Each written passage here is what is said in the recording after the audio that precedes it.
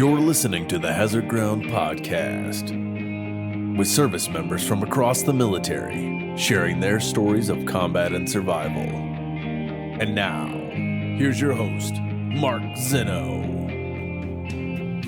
Welcome into the Hazard Ground Podcast. As always, we appreciate you joining us each and every week. Before we get started with another exciting story that we have on this week's show, a few reminders as we get set for the holidays. Make sure you guys check out our website, hazardground.com. Don't forget about our promotion with Amazon. If you're going to do that online shopping thing, and with COVID going on, we know a lot of people will, and you're going to use Amazon, go to our website first, hazardground.com, click on that Amazon button. We'll get a portion of everything you guys spend, and we'll donate it right back to some of the great charities you've heard featured here on the Hazard Ground. So you can help out veterans all across America just by going to hazardground.com and clicking on that Amazon button if that's how you're going to do your holiday shopping. Apple Podcasts, guys, let's get to 1,000 reviews, and we're only currently at 300. Why do we keep pumping these things? Because, well, if we can do that, we can get into the top 100 Apple Podcasts. For some reason, they do it based off of the reviews. And as many people as we have listening to this show, the fact that we only have 300 reviews is sort of depressing. So, as a holiday gift to myself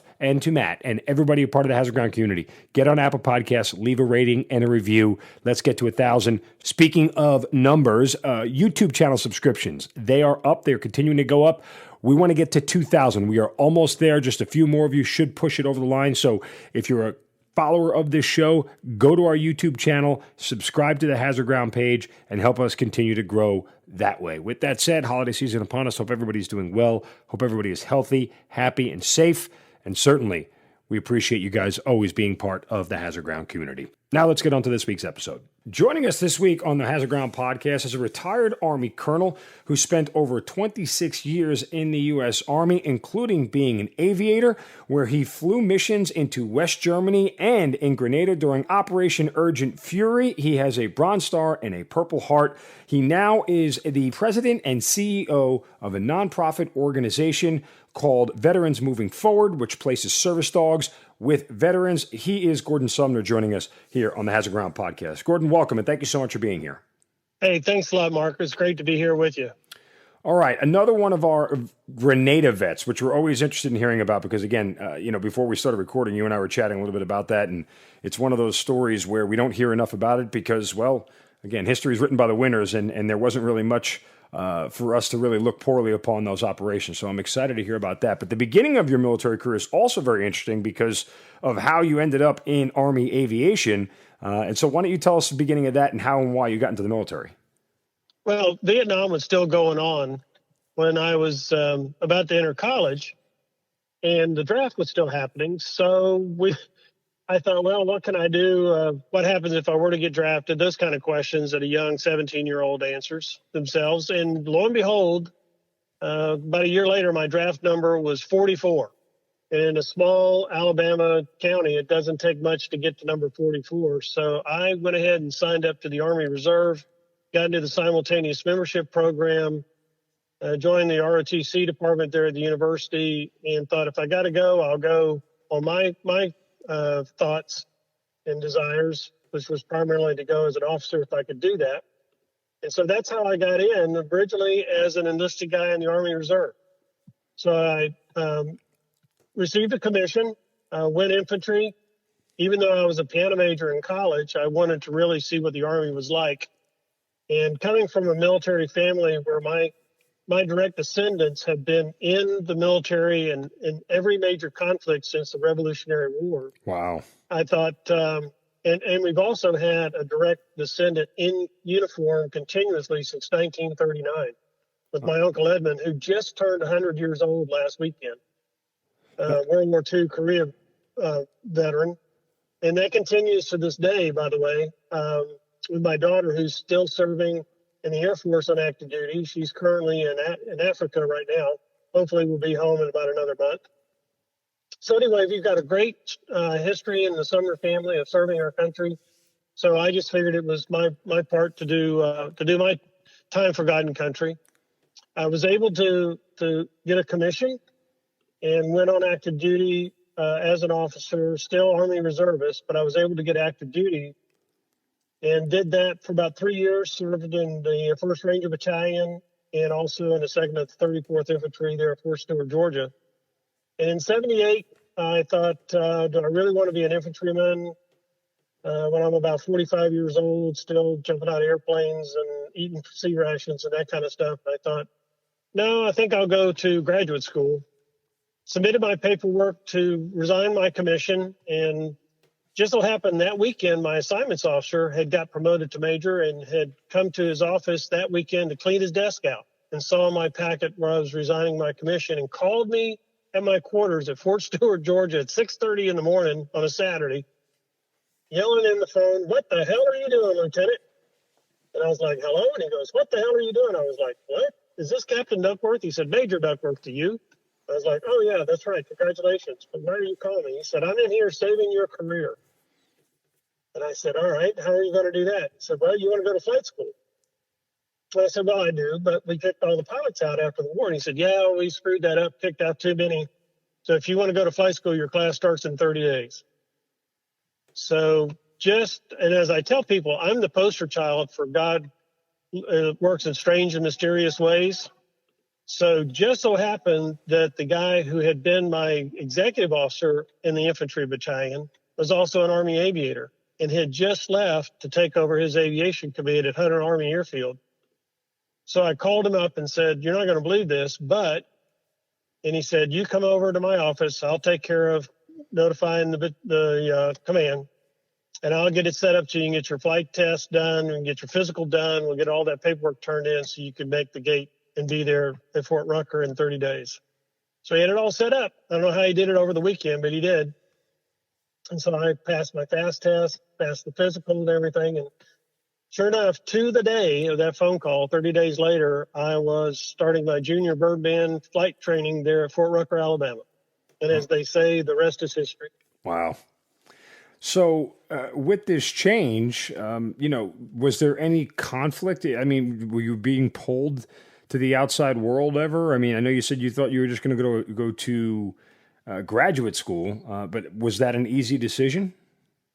Oh, actually, it wasn't really a hard decision at all, considering that they were going to allow me to go to flight school, something I wanted to do. My dad had been an aviator. My uncle Edmund, who is my true Marine hero, World War II, Korean War pilot, flew with Pappy Boyington. In fact, on Uncle Edmund's 24th birthday in the Pacific Theater, he had a combat mission flown with his wingman, who was none other than Charles Lindbergh. So I grew up around these stories, and I thought, if I ever had a chance to fly, that would be great. And here the Army is saying, we're going to train you, we're going to give you an aircraft, and we're going to pay you to fly it. What do you think? So it was really a no-brainer, because I could go to grad school later and sign right up.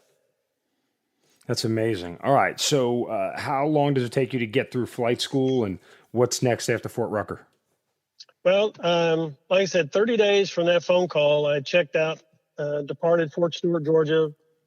The wife and I got married a couple of years before, and so we slid into quarters there at Fort Rucker, and I started flight training that weekend. And it takes about a year to get through Army initial rotary wing training. So right after that, I was assigned to 2nd Armored Division forward. So we went from Fort Hood, Texas to Germany. I was in Grafenwehr. Then we moved the unit from there up to the very northern section of Germany. We were the first Americans to be put up there with the new concept of putting a heavy brigade forward as part of the Americans' defense alliance with NATO. So we had the northern sector, which was great for me because we were the only Americans up there. And if we had to go anywhere, that meant a lot of flight time. So to kind of give you an idea, to go from junior aviator, junior birdman, to senior aviator, where you put just the star over your wings, the Army gives you 7 years to get 1,500 hours. And I was flying so much that in 2 years, I had over 1,200 hours. So I was doing a lot of flying for a commissioned officer. And it wasn't long after I got my senior rating, and then within another 15 years, I had my master aviation rating. All right. It was a lot of fun. It's incredible to see how fortuitous you were, I guess, and how much, I always tell everybody the Army has a funny way of putting you where you're supposed to be, and you ended up being able to do exactly what you wanted to do for as long as you wanted to do it.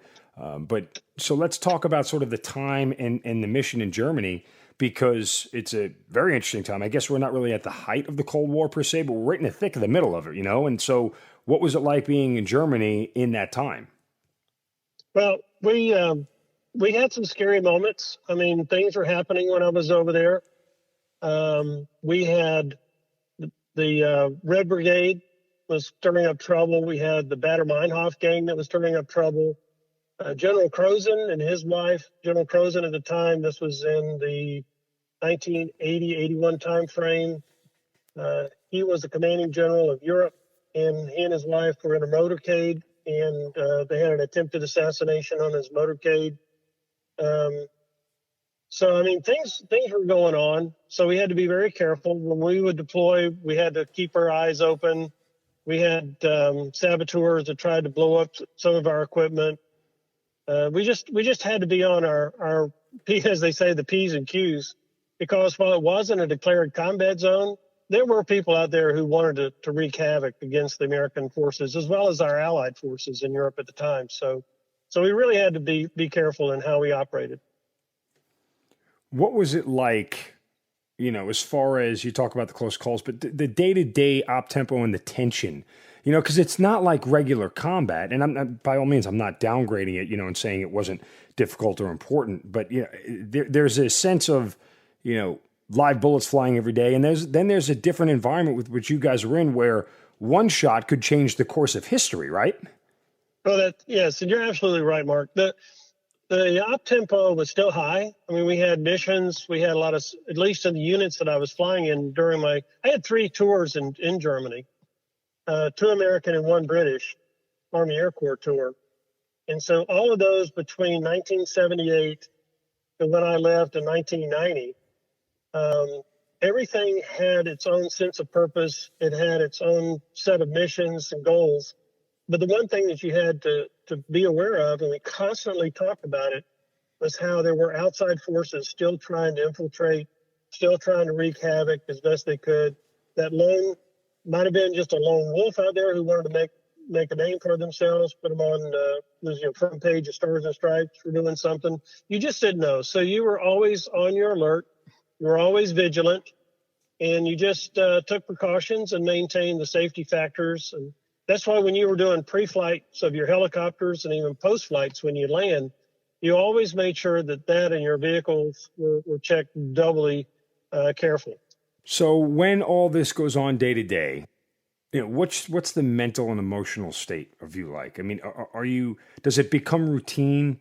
Because you know how we talk about this a lot in regular combat, like, every day you have your senses heightened. Every day, you go out there and you almost never let your guard down. Was it easy for you guys to let your guard down? Yes. In fact, even in combat tours, and you can probably relate to this as well, you had to be very careful with your soldiers, and especially your non-commissioned officers, to maintain a sense of awareness without being, I don't want to say complacent, but you can get into what I call Groundhog Day Syndrome, where every day is just another day. Every day is pretty much the same as it was yesterday. But you have to instill in your soldiers and your command that every day is not the same. It is a new day. The sun has come up. There are going to be new challenges today, and we need to stay vigilant and aware of what may or may not happen, and don't get sucked into as I mentioned, the Groundhog Syndrome, where it's just another day wherever we are, and we'll take care of it. So that's where you keep the safety factor going. All right. How long are you in Germany for, and when do you leave? I was there a total of 9 years. From when to when? I was there from 78 to 82. Okay. And then from 82, I came back to the States, served with the 82nd Airborne Division. And that's where I had command of B Troop, 1st Squadron, 17th Cavalry.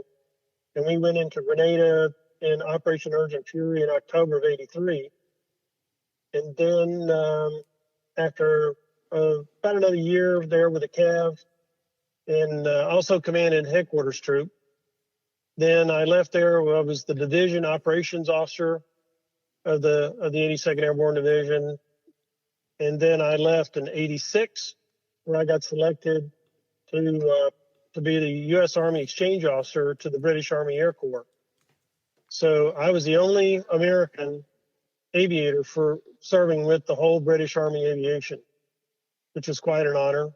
I had to do interviews, was kind of handpicked. In fact, my last interview was with somebody, you might recognize the name, a guy named Norman Schwarzkopf. Yeah, I might know who he is. Yep. So I go up, and I'll tell you a real quick story. So I was told I had to go from Fort Bragg up to the Pentagon for my final interview. So I got up there, and this lieutenant colonel met me, and he said, Captain, here's what I was a captain, soon to be major. He said, before you go in, here's 2 notebooks, read through it, and if you have any questions, let me know. When you're done, let me know, and I'll let the general know that you're ready. And I thought, okay, whoever the general, I didn't even know. So I get these 2 large 3-ring notebooks. I go through them, didn't really tell me much. I told him, okay, sir, I'm ready to go. And I go in and I meet this guy. And I walk in, did the customary, standard attention, salute, entered the room. And he looks up at me and says, Gordon, good to see you again. Have a seat. I'll be right with you. And I sat down, and my mind is reeling because I'm thinking, how does he know me especially by my first name? Because Gordon is my middle name. And unless you know me, people would call me by my first name. Mm-hmm. And that tells me that you don't know who I am. But he did. He said, Gordon, good to see you again. I'm like, where has he and I met? So as it turns out, back on Grenada, I had a visit by Admiral Metcalf with my command there at St. George Airport or Pearls Airport. And he brought 2 brigadiers with him, one a Marine and one an Army 1-star. Schwarzkopf was the 1-star at the time.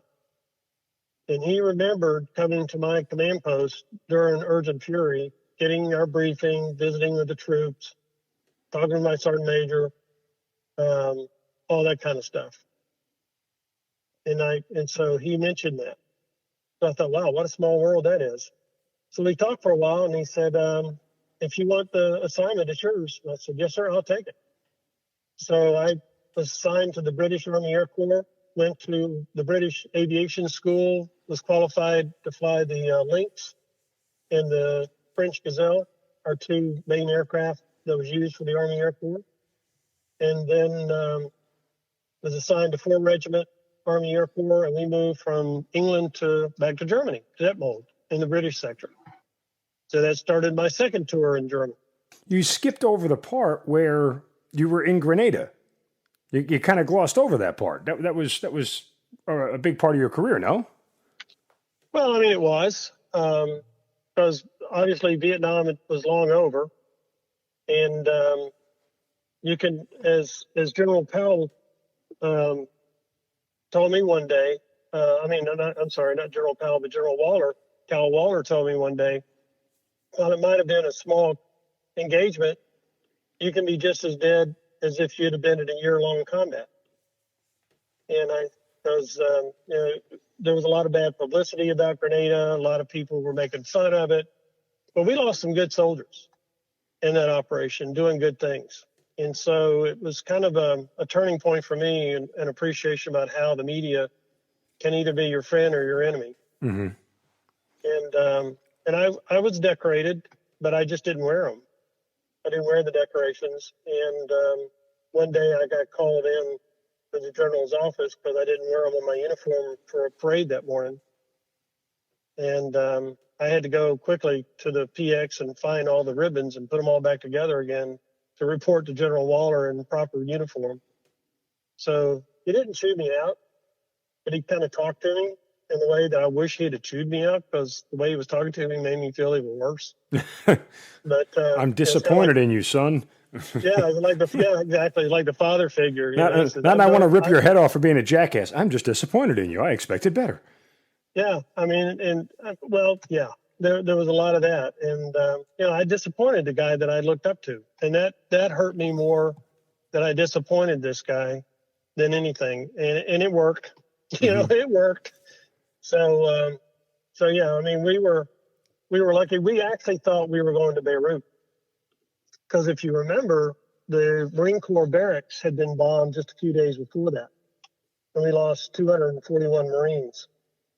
So my cav troop had just taken over a mission cycle at Fort Bragg for the 82nd, and I called my operations officer, John Bendix, that night, Sunday night, and said, look, let's do a telephonic, no notice recall. I'll get it started and I'll let you know what the message is. So a little while later, I called him and said, okay, John, we're on alert. And the mission message is everybody for PT tomorrow wear white t-shirts.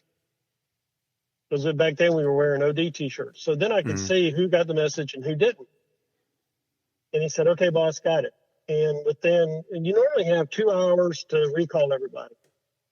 And within about an hour, he called me back and said, hey, boss, we're on mission alert, and H hour is whatever, and I'll see you at the N+2 room at division headquarters. And I said, what? That's not the message. And he says, it is now. I'll see you at the division headquarters, and hung up. So I thought, well, okay, so off to the division headquarters, and he and I are sitting there, and the division intelligence officer stands up there, pulls a map down, and it says, gentlemen, the island of Grenada. And I'm sitting there thinking, Grenada. I don't remember a Grenada in the Mediterranean anywhere. And then as he started talking, things started to come to my memory where we had been briefed on some activities down on the island about the prime minister being assassinated with some of his cabinet. And that's what we were going to do, is go down and squelch that. So it took 4 C-5A Galaxies to load up my cav troop, because back then, as a major in Army aviation, it was a very large command, more than what a lieutenant colonel commands today. So I had 475 paratroopers, 23 aircraft, a bunch of vehicles. And so to get us down there, 4 C-5s, we flew down from Fort Bragg, Pope Airfield to Barbados, unloaded, put the helicopters together, and waited until the morning of the attack. And my mission was to secure Pools Airfield on the east side. So we flew that morning from Barbados, about 165 miles over open ocean, and launched the attack right at sunrise so that the sun would be in the enemy's eyes as we approached the beachhead. Successful operation, secured the beach. I had a Marine Corps platoon attached with me. They, along with my infantry platoon that was organic, I put them out forward, secured a little bit further inland. We set up the operations, proceeded to conduct inland operations immediately after arrival. And then we stayed there for about 2 months, came home in December, right before Christmas. All right. So when you're flying this initial mission to go secure the airport, I mean, are you nervous? What are you thinking? What are you feeling? I mean, this is your first, you had all these experiences, I guess, in close calls in Germany, but are you thinking this one's different? Oh, this one was very different because we knew, having talked with the Task Force 60 guys that had gone in the night before, even before I left Fort Bragg to go to Barbados, I was briefed by one of the assistant operations guy from Task Force 160 back then. And we're sitting there looking at our maps, which were tourist maps that the Army gave us. They weren't even real military maps. They were actually tourist maps that we had to draw grid lines on. And they were telling me where some of the anti-aircraft positions were, ones that they had planned to knock out, ones that I was going to have to knock out, which were basically the Soviet-style 23 millimeter 4-gun anti-aircraft guns. And so we knew we were not going to be welcomed when we got in there. So we had to plan how I was going to do that. And what I basically did was I split the cav troop into 3 waves. I led the first wave in, my operations officer led the second wave in, and then my senior instructor pilot led the third wave. And we split it up so I had guns, scouts, and Blackhawks in each wave. And because the Cobra and the scouts were single engine, I took everything out of the Blackhawks and put in one cargo net and a bunch of sling ropes and rappel ropes with a knot tied in the bottom of them, so that if any aircraft went down, the Black Hawk was to immediately go to their rescue. If nothing else, drop the rope so that the pilots could stick their arm through the loop and they'd be hauled up out of the water. If for some reason that didn't happen, the rotor wash was pushing them away or something like that, then they would drop the cargo net and basically try to scoop them up like fish. Because we didn't have water wings or anything. Right. We were just in flight suits going across an ocean. So that was the plan, to go in. Everybody had their sectors, split it off with the gun scout teams as to who had what sectors based on what map that we could do and intel. Bearing in mind, we had no eyes on the ground because we couldn't do any recon from 160 plus miles away. So we just kind of went in, and I said, well, let's go in. We got the meteorological information. We knew about what sunrise was going to be. It was scheduled to be a perfectly, almost clear blue day, so the sun would be beaming right across the water. We thought that would be to our advantage. So we came in low and fast with the sun behind us, kind of like the China Beach deal back in Vietnam days. So that's how we did it. And then secured the airfield and then conducted operations in support of the 82nd and the brigades that were on the ground from then for the next 2 months.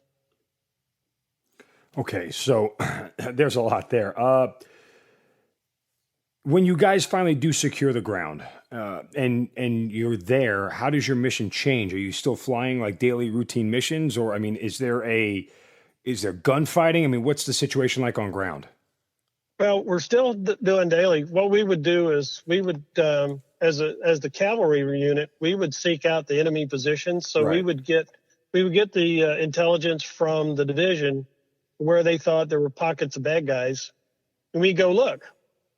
And then, depending upon the size of the target, we could relay that back, and then the division would either assault with infantry units out of the brigades, bring in the 82nd Battalion with their Cobras to knock out if there were any heavy equipment.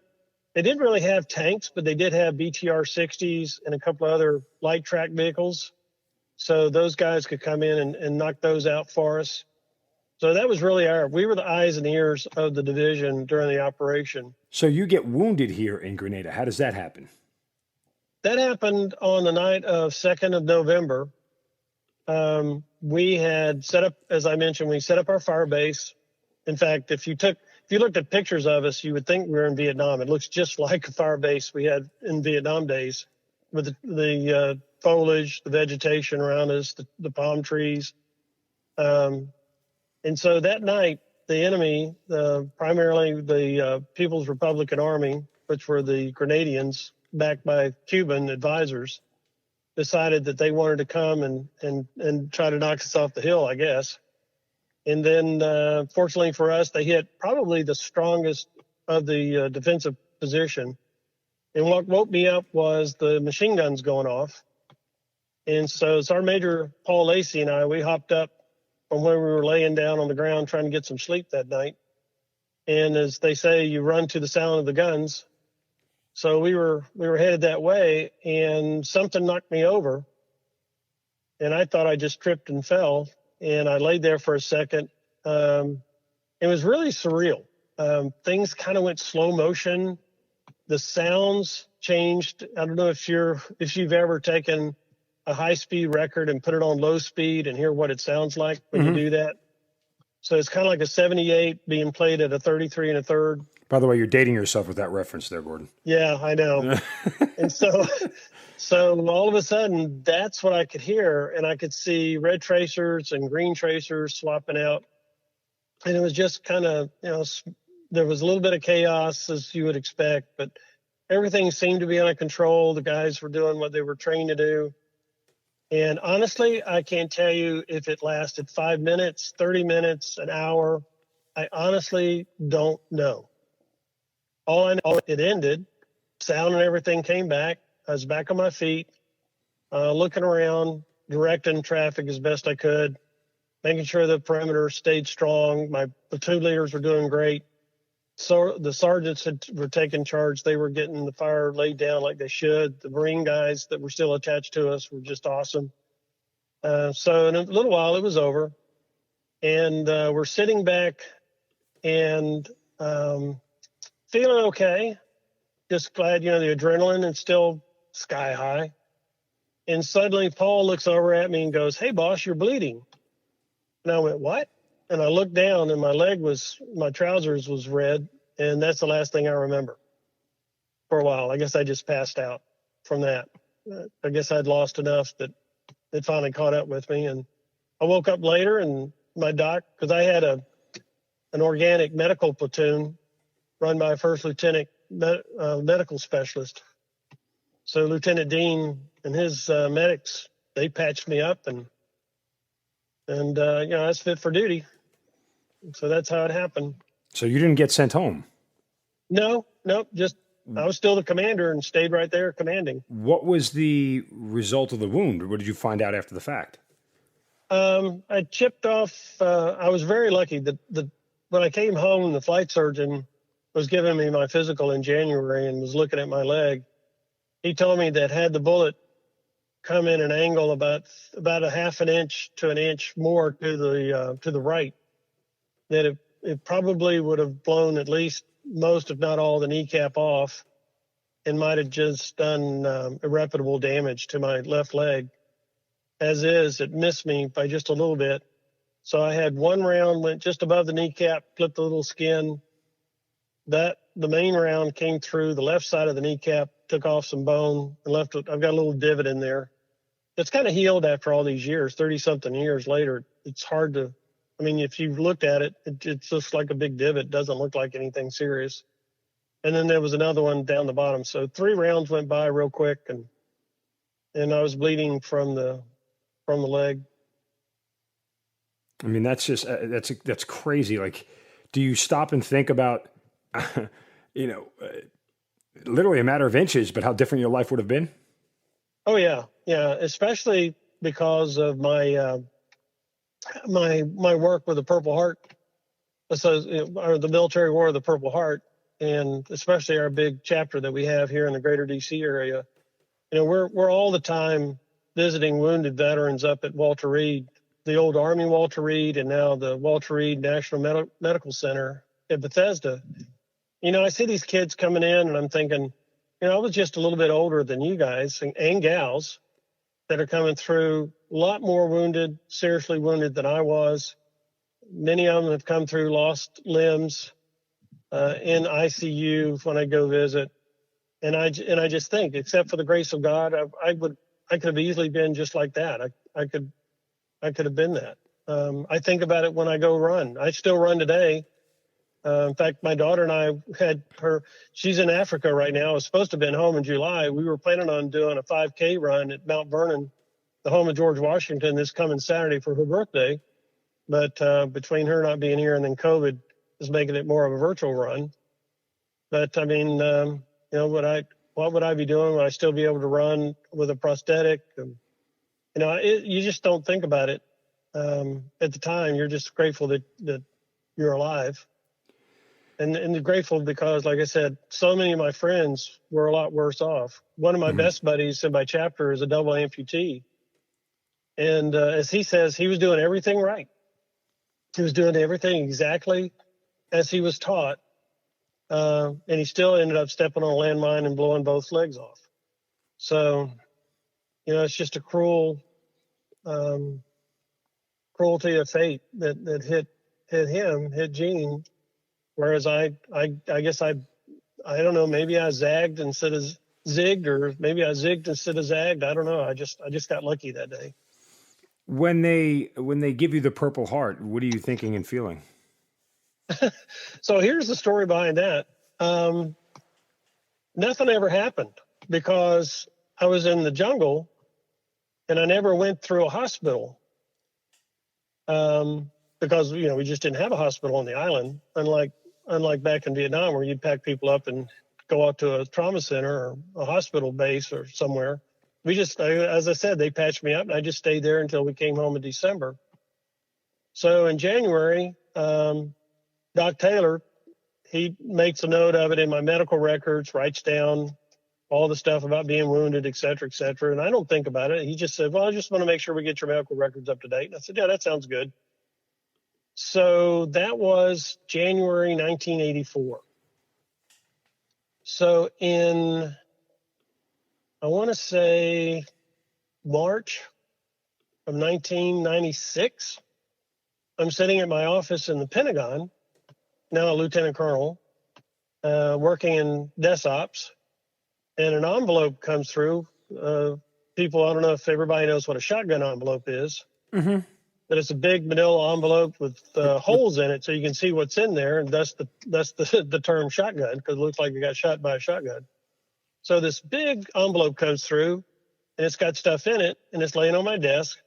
So I open it up, and out follows a couple of citations and a couple of medal sets. And I thought, oh, I wonder what this is. One of my guys are getting awards or something. This is kind of cool. Sergeant Major Steve too, my Sergeant Major comes over and says, hey, boss, what's this? I said, I don't know. It looks like somebody's getting an award. This is great. And I open it up, and it's my Purple Heart and my Air Medal from Grenada. Just like that.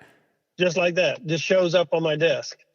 And I thought, well, this is odd. And of course, he looks at it and goes, oh, this is awesome. And he grabs them, runs out the office. And Freddie McFerrin was the 2-star in charge of Army training at the time in our department. And Freddie McFerrin, at the time of Grenada, had been the 319th Field Artillery Battalion commander. And so when I was calling fire missions from my aircraft to the artillery, I was talking to him or his fire chief during Grenada. So we had that in common. So Steve goes in and gives General McFerrin the medal set and says, look what we just got. We need to have a ceremony. So General McFerrin said, yeah, you're right. And next thing we know, I'm standing there and he's pinning medals on me instead of just allowing me to take them home and put them in the closet. So. Now, was this one of the medals that you didn't have on, that you were corrected on later on? Yep, that was a couple of them, yeah. But that's still 13 years later. Yeah, exactly. I mean, what was your reaction 13 years? I mean, did you think anything of it where you're like, I'm glad he took that, those notes back in Grenada at the time, or, not glad, but what I'm saying? Like, if he doesn't take those notes, maybe this never happens. Well, yeah, I mean, again, as I said, I'm that poster child that just happened to have a flight doc that wanted to do the paperwork and did that. Otherwise, it would have never happened. I would have never really thought about it. Did you find out how it all came to pass as far as the paperwork leading to the actual citation and award?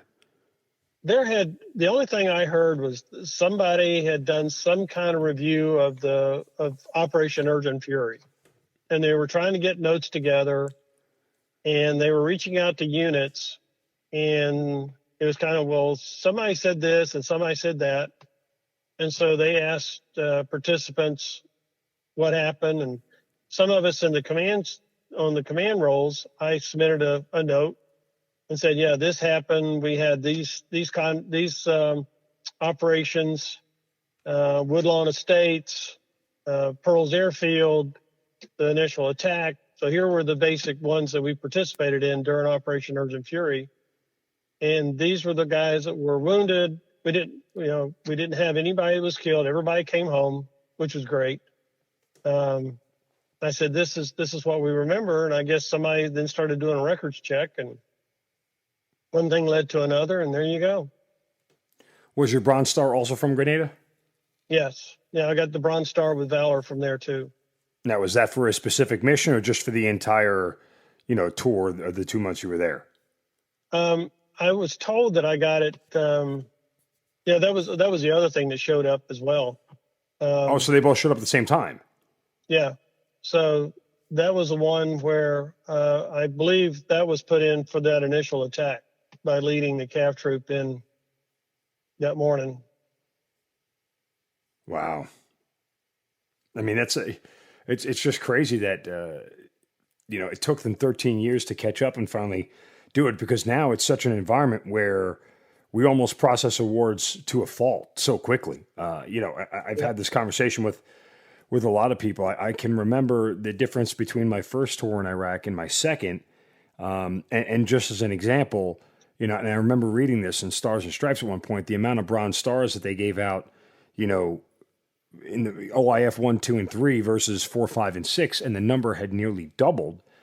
And it was one of those things where you look at it and you say, well, basic laws of supply and demand, hold here. If you've ever taken an economics class, right? If everybody has one, it has no value, right? I mean, if you're handing out awards like they're candy, it's no big deal. And I'm not trying to denigrate anybody's individual achievement. I'm somebody who errs on the side of, let's really make sure that we're doing the things that we're supposed to be doing to justify the awards that we're giving, so the people who get them all have and that's where I think the issue is that it's not that somebody doesn't deserve an award. It's just what level of award do they deserve, right? I mean, that's really what you have to look at the fine tuning for and hold to a certain standard.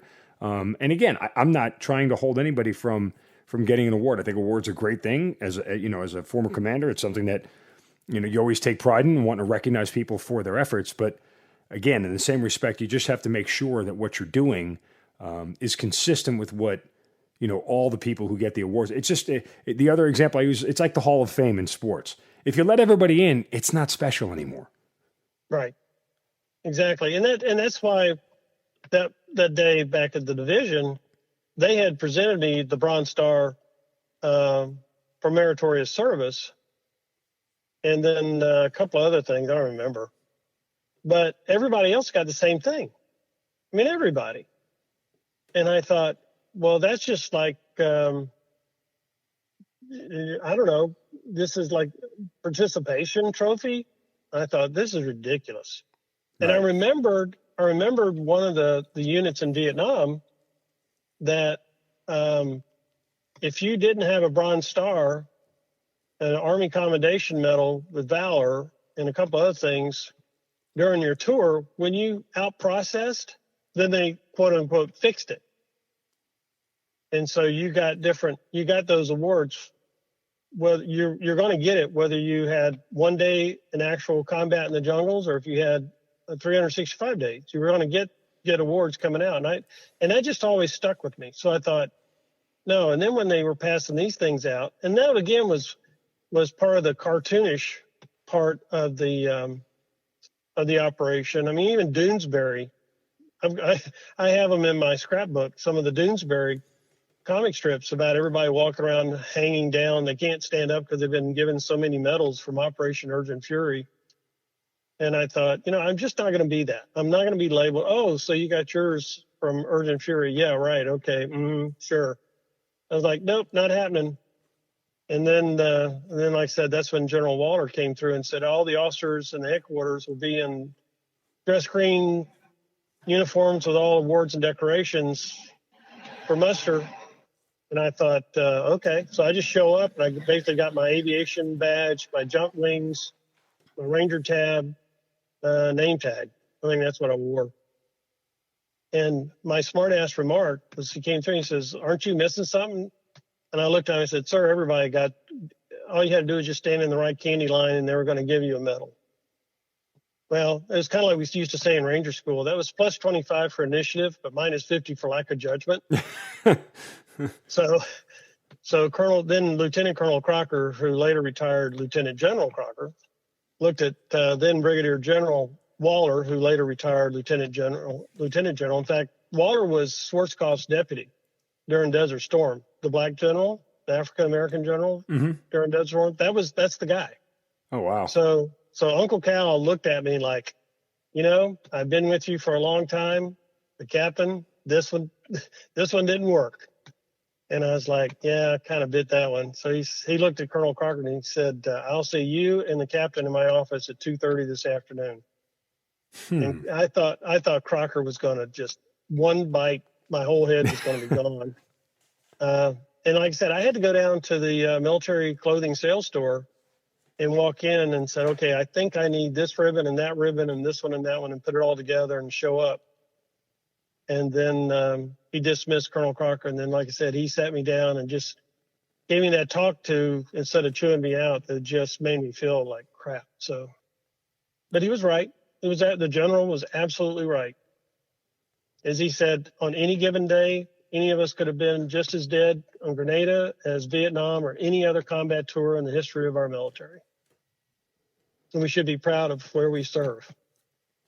Absolutely. Yeah. I mean, that I think is something that rings true throughout all, not only, engagements and combats and whatnot, but all levels of the service. I mean, everybody should sort of have that sort of mentality as they go throughout their career. I think that's super important. All right, so you mentioned as well that you ended up flying for the British Army. Now, this is a whole different sort of, mission that we haven't really had a chance to discuss with anybody. I mean, what's the biggest difference between flying for the United States Army and the British Army? When I first got there, the Brits really didn't. They don't at the time. They didn't have the same flying standards as we did when it comes to safety.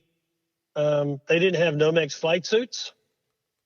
So you had an uncrash-worthy fuel system in an aircraft with people just wearing a regular day-to-day uniform. And if you crash and it burned, well, it just wasn't your day. I mean, that's just kind of one of the examples.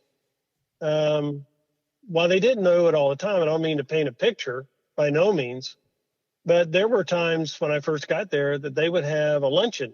Some VIP would come through, and all the officers would meet at the officers' mess, and they'd have a lunch, which meant they would all start with gin and tonics, and then they would have their meal, sometimes a wine with the meal. They'd have a glass of port after the meal.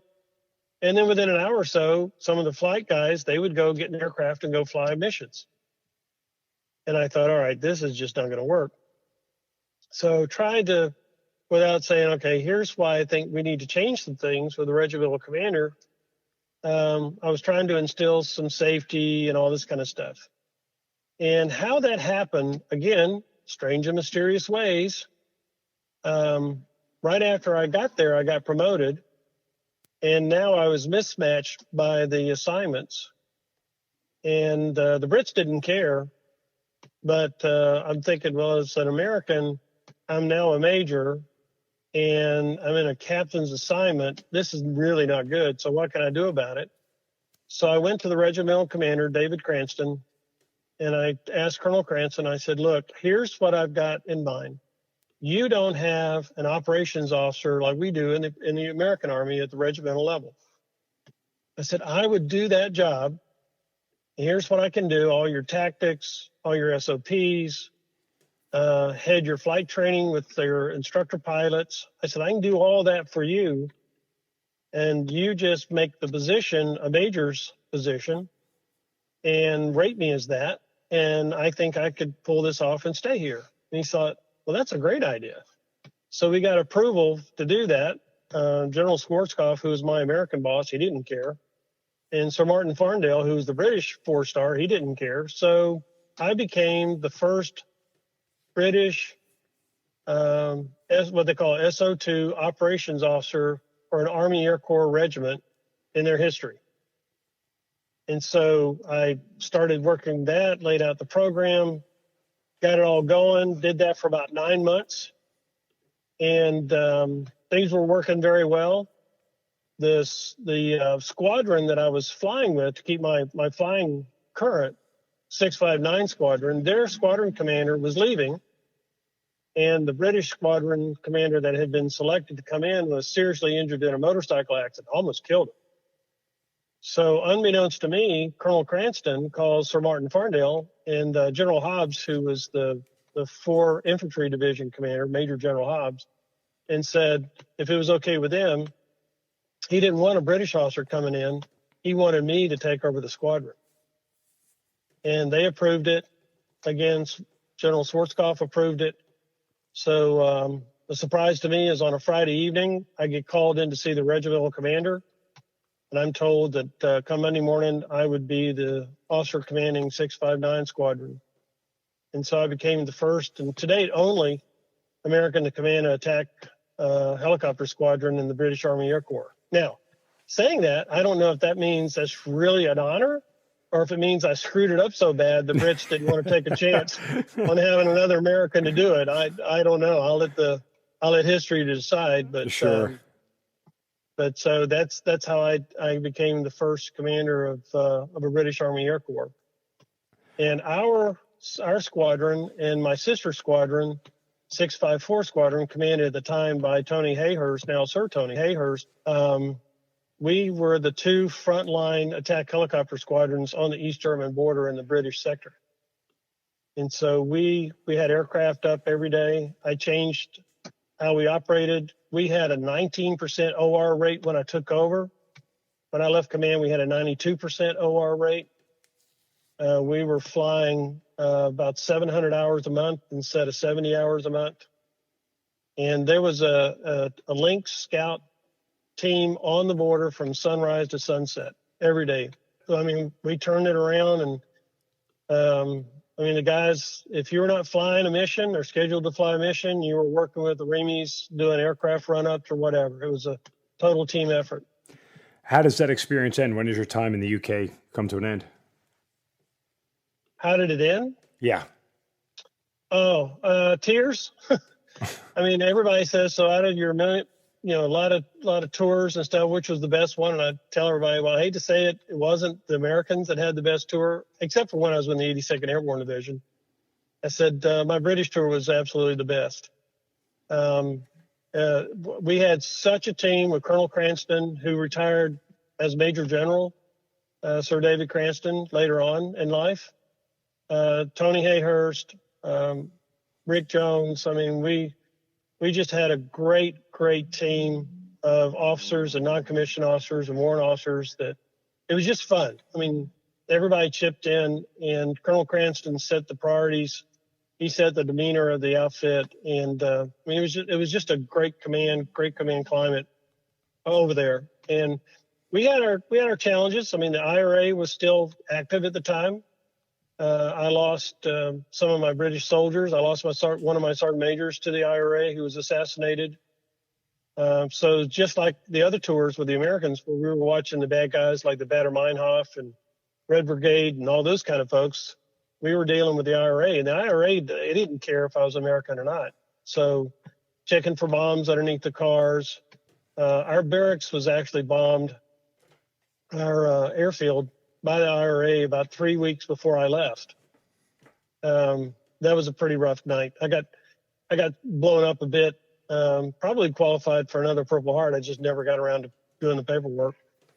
But yeah, so I mean, it was pretty hectic. But everybody held together, and we did great things. So when you leave the UK, does that mean you're ending your career? Is that how you know it's over for you? Nope. Actually, I got picked up to go to 3rd Armored Division there in Germany. So I just stayed in Germany after leaving the British in May of 88. Went down and became the Regimental 3, the Aviation unit there in 3rd Armored Division. And then I took over command of Task Force Viper, which became first of the 227th Aviation Battalion. So I got my American battalion command then. Had a great time there. The commanding general was a guy named George Jowan. So I flew him a lot. He ended up being 4-star SACEUR, Supreme Allied Commander. So flew General Jowan all over Europe with our aviation guys, and it was it was a good tour there. I left in 1990. Left Germany. That was the last time I'd been to Germany. And what's next for you when you get back from the States? Well, that was the interesting thing. The Army decided that I was going to go to ROTC command. And I always thought that if I went to ROTC, my career was over. And I'm thinking, how could this happen? I mean, I've had like top 5% of the officer corps tours, and all of a sudden you're telling me I'm going to be an ROTC guy. And I was a major, thinking this is nuts. Not to mention, we didn't have professors of military science as a major. What I found out was one of the ROTC generals, a guy named Steve Siegfried, was tired of having lieutenant colonels and colonels in ROTC who was basically retired on active duty and not doing anything. So he made a proposal, and the Army and Cadet Command said, well, what we'll do is we'll just get majors who have met all the gates for promotion. They just have to wait on their time in service, and we'll make them professors of military science and department commanders. So I got to be the first ROTC PMS as a major in the Army, and went to the University of Nebraska. And that took some dealings because Nebraska didn't want me because I was a major, and the Army was going to send me there. So I had to wait for them to finally figure it out. But I ended up going, kicking and screaming all the way out there. And then after 2 years of that tour, I was kicking and screaming leaving because it was such a great time teaching America's future officer leadership. Great kids, watching them coming in the door as freshmen and going out as second lieutenants, and how they matured, knowing that they were going to do great leading our soldiers and working with the soldiers and their families. Very, very, very rewarding. So I left that, and then I went up to join General Siegfried as his operations officer up at Fort Lewis. And then John Daly came in as a one-star, took over. John Daly had been Task Force 60 commander way back when, during my Bragg days. And I was going to fly with him in Task Force 160 and opted out not to after my daughter was born. So now Brigadier General Daly tells me I'm going to be his operations officer, and I can't fight it this time. I'm moving. So I said, okay. So I became the old man's ops guy and ran the ROTC advanced camps out of Fort Lewis, and had oversight with the ROTC senior and junior from the Mississippi River west to include Alaska, Hawaii, and Guam. So did that for a couple of years, and now I'm thinking the Army's going to kick me out. I'm done. And I had actually applied at the university to start my doctoral program, and thinking I would just retire the next summer and do some instructing, get a salary, get my doctorate, and then be full-time there at the university. And my brigade commander called me at 7:30 on a Friday morning to tell me, congratulations, I just made promotion. And so I was I take that back. Me and one other guy were the only two to get promoted in cadet command that year. And I thought, well, this is great. Now what do I do? Do I retire, or do I keep the rank and move? So I did. And I kept on going and ended up years later in the Pentagon as the division chief for Army training. So that's how I did it. So I ended up my career retiring in January of 98. Like I said, I came in September of 70 and retired in January of 98. I was the chief of Army training. I was in the brigadier general's position there in the Pentagon, responsible for Army training worldwide. And the only reason I retired was they were going to move me to California, and I just said, no, I'm done. I want to be here. My daughter was now in high school. I want to be in high school with her. And so I said, no. I said, find me a job here in the capital region. I'll stay on active duty. Otherwise, I'm out. And so I ended up retiring, and I came right back in on Monday morning as government, as a consultant there with the chief of staff, basically in my old desk, just wearing a coat and tie, and then did that. But I retired out with a lot of honors, decorations that a lot of people get, all very special, like they are to all of us, for a job well done. But my memories of all of that pale when it comes to seeing what's hanging on the wall compared to the friends, the comrades, the lifetime memories.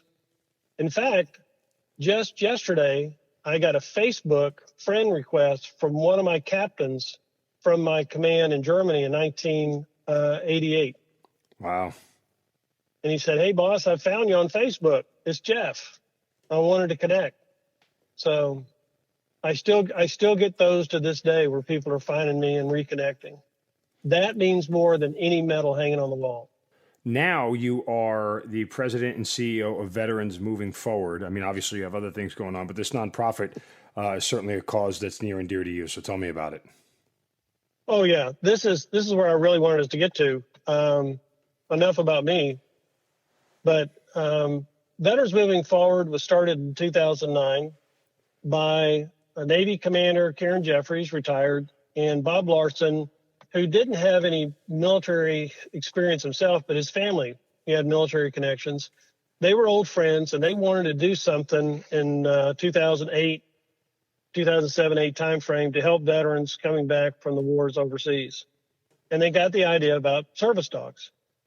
They reached out to a mutual friend and asked Jay Garner, General Garner, if he could help them with this idea of putting together a nonprofit. And Jay said, no, couldn't do it right now. But he says, but I know somebody who's just leaving the Obama administration, and he's probably not doing anything right now. So why don't you give Gordon a call and see if he can help? And that's how I met them. We talked. I came on board as really the first volunteer to help organize the nonprofit, get it started. Served as the board secretary for about 4.5 years, fundraising chair for a while, president for a while, until I left in 2016 when I got elected as the commander of our Purple Heart chapter here in DC. And I really wanted to focus on building it back. So that's how I got started. Our mission is to provide service and emotional support dogs to veterans dealing with mental or physical challenges anywhere that they're located. We're not just, even though we're here in Virginia, we don't just place dogs in Virginia. We place dogs all over where there's a need. And we kind of went down a little bit since I left in 2016. And how I got back was in September of last year, 2019. Some of the board members reached out to me asking if I would come back full-time, not as a volunteer, but basically full-time paid as the president and CEO, and turn BMF back around. And so I accepted. So I came back officially 1st of October of last year. I've got a great team. Lori Sidner, who is my COO, and Katie Paulson, who is my director of programs and head trainer.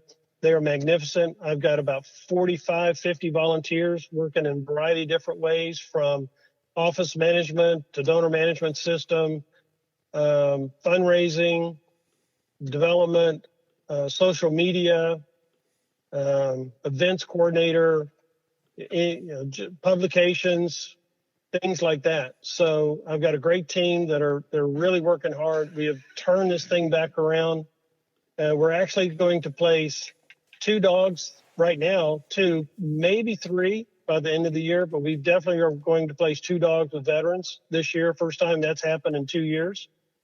We've got 2 new puppies that you can see on our website. We just got Ashley in, and all of our dogs are named after veterans, most of whom have given the ultimate sacrifice. Mm-hmm. So our puppy Ashley, she's named after Army First Lieutenant Ashley White, who was killed in Afghanistan in 2011. And then our newest puppy, 3-month-old Hazel. Hazel is named after Brigadier General Hazel Johnson Brown. And General Brown was the first female African-American officer to make general. Oh, wow. So that's kind of how it does. The dog that I named back, 2013 or so, Buckles is named after Corporal Frank Buckles, the last World War I combat veteran that passed away back about 2004. So, I mean, that's the kind of legacy that we have. You can see our dogs, you can see who they're named after on our website, which, by the way, is www.vetsfwd.org, vetsforward.org. Or you can just Google Veterans Moving Forward, and you can find us on our new revamped website. That's incredible stuff. I mean, it sounds like, it's an organization that really is doing 2 things. One, it's providing, much needed companionship to veterans who may be searching for it, but also, it's bringing that sense, I think, of normalcy to sort of the stigma of mental health, right? Like dogs are one of those things that seems to take away from it because, again, you're creating a companionship there, so it's not as difficult. But I think those are 2 really important things that veterans struggle with. Obviously, is looking at mental health from a point of view where it's not stigmatized and they're feeling comfortable with it, but also, filling the void and the emptiness. You talk about all the guys that you miss. Well, a dog doesn't necessarily make you miss them less, but at least there's companionship there for you to draw on and not get stuck in those moments of emptiness, so to speak. Oh, yeah, you're absolutely right, Mark. And when you go to our website, you'll actually see on the first page stories of some of our most recent veterans that have acquired dogs and what these dogs have done to get these veterans, their lives turned around, where they are now back in society. They're going back to school. They're engaged in their communities. Their family life is better. They're able to get out and function and doing things that many people just take for granted, that for some of our veterans is just a struggle, even just to get out of bed. So it's really heartwarming to see what we can do. But the bottom line is we're nowhere near the being able to meet the need. We're not even the tip of the iceberg. So as I tell people, if you really want to help us, donate, tax deductible. We are a 501c3. Make your donation today. We'd love to have you as a monthly provider, monthly donor, so consider doing that. Every little bit helps. And again, you can take it off on your taxes. But the bottom line is, it's real simple. The more money that we can have donated means the more dogs that we can train, which means the more dogs that we can place with veterans to help them move their lives forward. It's really that simple. And we just need everybody's support, all the businesses that listen in on your great podcast, all the individuals that can help spread the word. Go to our website, make that donation, become a monthly sustainer, and help us with our mission to move veterans' lives forwards with our great service and emotional support dogs. We need your help. Great words from somebody who obviously is in tune with the veteran community and what they need. And certainly, your experiences in your career, Gordon, have led you to this. I don't think you get this empathy for what they're going through without, having done some of this stuff yourself. So I certainly appreciate and thank you for all you're doing with vets moving forward. And I think that you seem very sort of reserved about your own personal story, but I'm certainly glad you were able to tell it to us. Well, thank you very much, Mark. I appreciate the time. Appreciate you allowing me to kind of tell some old war stories. And like I said, I had some, as I tell people, especially in the military, if you don't like the way I turned out, blame it on the NCOs, because they told me when I was a young second lieutenant, they were going to make me an officer. And I said, okay, I'm yours. You do it. So I always tell people, if you don't like it, blame the NCOs. It's their fault. Well, Gordon, again, I certainly thank you for your time and all your work and certainly your passion for your career, but what you're doing post-career being equally as important. And certainly thank you for being part of the Hazard Ground. Well, thanks a lot. Again, go to the website, www.vetsfwd.org, and there's ways to help. And if you're in our local area here in Northern Virginia, in the Dulles Airport, in Loudoun County, or any of the surrounding counties, we'd love to have you as a volunteer. Again, you can do that right off our website, fill out the volunteer form, and be part of our VMF family. Love to have you. Gordon Sumner, thank you for being part of the Hazard Ground. Thank you very much, Mark. Have a great day. You've been listening to the Hazard Ground Podcast, hosted by Mark Zeno and produced by Matt Pasquarella. If you have an interesting story to tell and you'd like to be on the show, send us an email at hazardgroundpodcast@gmail.com. And if you like the show, don't forget to subscribe, rate, and review on iTunes. Thanks for listening. We'll see you next time.